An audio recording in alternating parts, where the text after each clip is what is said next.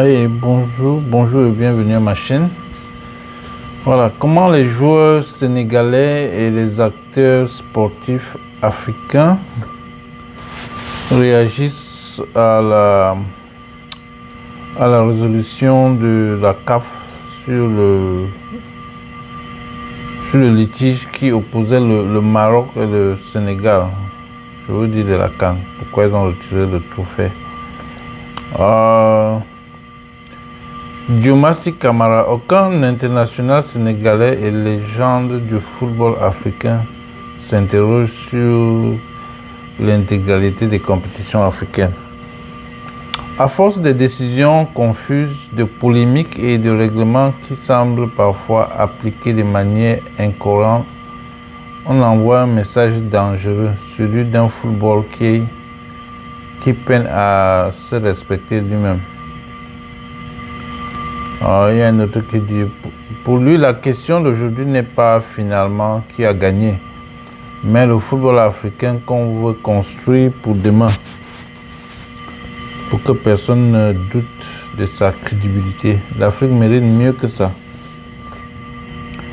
Le joueur sénégalais Ismaïla Sarr, lui, a préféré publier des emojis en riz sur son compte pour montrer à quel point la décision de l'instance dirigeante du football africain est ridicule.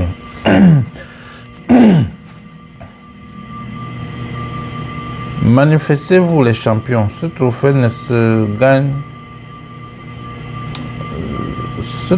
ça se gagne sur le rectangle vert, mais pas par email. Ça, c'est Adi Malik Diouf qui joue à West Ham. Il y a un autre qui dit ils ont osé faire cela. L'Afrique et le monde saura reconnaître le champion de la CAN 2026. Le Sénégal garderait quoi qu'il arrive à son trophée.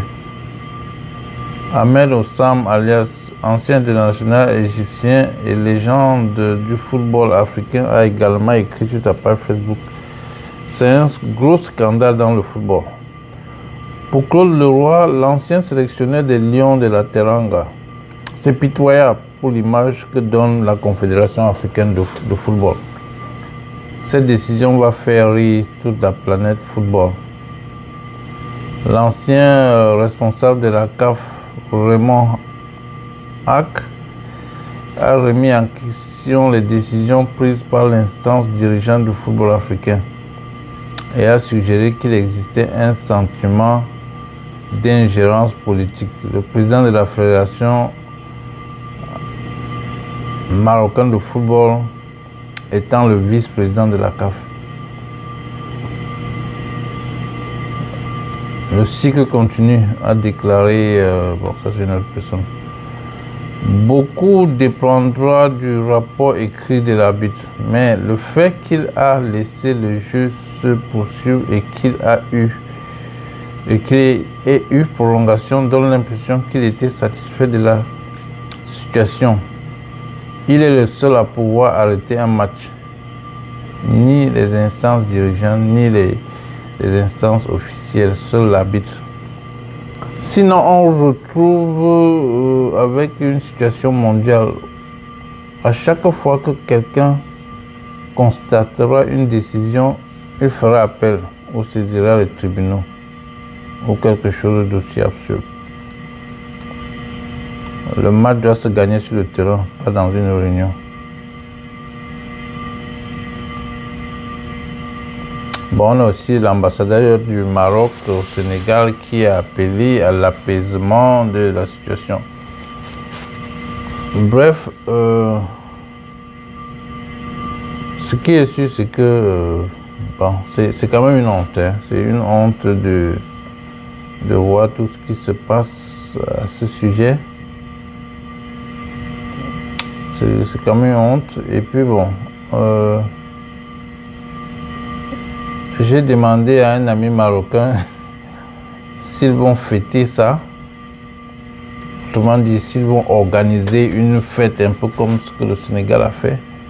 il n'a pas pu me répondre parce que c'est... Même au Maroc, les gars sont partagés. Hein. Les gars sont partagés. Il y a ceux qui ont honte de la décision, et ceux qui sont contents, quoi. Donc, même là-bas au Maroc, c'est vraiment partagé. Et puis, si on regarde globalement sur tout le continent, on va constater qu'il y a quand même beaucoup de pays qui sont contre ces décisions. Et vraiment, c'est le football africain qui souffre, hein. Ce n'est pas le Maroc ou bien le Sénégal dans ce contexte.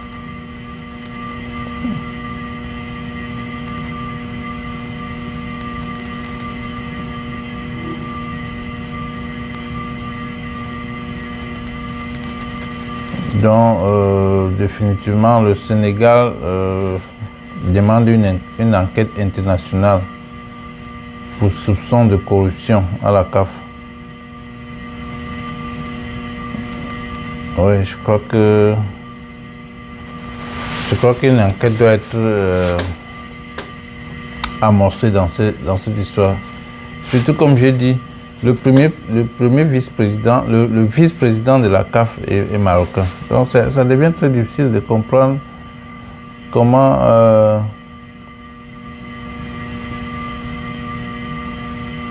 ça a été facile, comment ça a été une décision aussi facile. Vous comprenez un peu? On te gagne sur le terrain et voilà.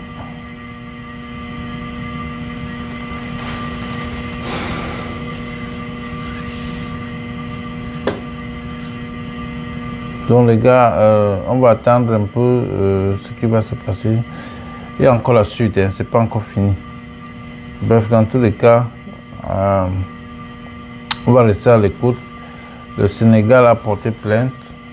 Hein, ils veulent que la FIFA doit intervenir. C'est vrai que pendant la finale de la Coupe, on avait vu le président de la FIFA était un peu déçu de la défaite.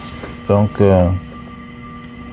j'ose croire que si ça va même à l'instance supérieure, il n'y aura pas de changement. Bon, bref. Le résultat sur le terrain, tout le monde sait ce qui s'était passé. Donc, pour la suite, tout ce qui se joue dans les bureaux, ce n'est plus le football. Hein. Tout ce qui se joue dans les bureaux, les gars, c'est plus le football. C'est plus le football. Donc, merci de m'écouter. Hein. Abonnez-vous à ma chaîne si ce que je fais ici là vous intéresse. Si ce que je fais ici vous intéresse. Ciao.